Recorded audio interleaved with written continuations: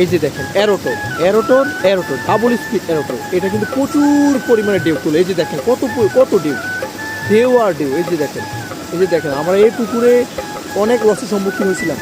আমরা প্রায় একদিনে আমাদের 1.5 লাখ টাকার মাছ মারা গেছে। ওই দিনে আমি সিদ্ধান্ত নিচ্ছি যে আমি একটা এরোটর বসাবো, আর এরপরের দিনে আমি এরোটরটা আমার পুকুরে স্থাপন করি। দেখেন পুকুরে প্রচুর পরিমাণে ঢেউ, একদম সামুদ্রিক ঢেউ যেমন ঠিক সেম ঢেউ। এই যে আপনি যদি দেখেন, এই যে ঢেউটা দেখেন কত ঢেউ। আর আমাদের কারেন্ট বিলও তেমন একটা আসে না, মাসে 2000, 1800, 1700 এমন একটা কারেন্ট বিল থাকে। তো 2-2.5 বছর শেষে দেখা যায় আমার বিলটা 20,000-এর আশেপাশে গিয়ে দাঁড়ায়।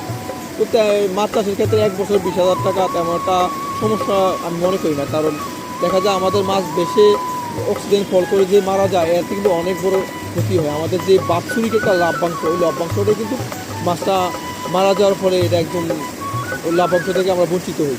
ঠিক আছে, তাই আজকে আমরা যে আমাদের পুকুরে যে সম্মুখীন হয়েছিলাম, যে একটা মাছ মারা গেল, অনেক বড় একটা ক্ষতি হয়েছিল, এই ক্ষতির সম্ভাবনাটা থেকে আমরা আজকে বিগত 2 বছর কীভাবে বেঁচে আসি এই জিনিসটা নিয়ে আপনাদের কাছে ভিডিও করে। এই যে দেখেন এই এয়ারটোরের মাধ্যমে কিন্তু আমরা বেঁচে আসি। এই এয়ারটোরের মাধ্যমে কিন্তু আমরা অক্সিজেনের যে স্বল্পতাটা এটা দূর করি এবং মাছের স্বাচ্ছন্দ্য বোধ মনে করে, মাছ ভালো অক্সিজেন পায়।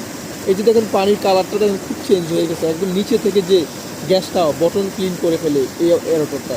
ঠিক আছে, তো আজকে এই পর্যন্তই। আমার পেজটা ফলো করে রাখবেন ভালো কিছু জানতে, আর আমার ভিডিওগুলো শেয়ার করে সকলকে দেখার সুযোগ করে দেবেন। আসসালামু আলাইকুম রহমতুল্লাহি ওয়া বারাকাতুহু।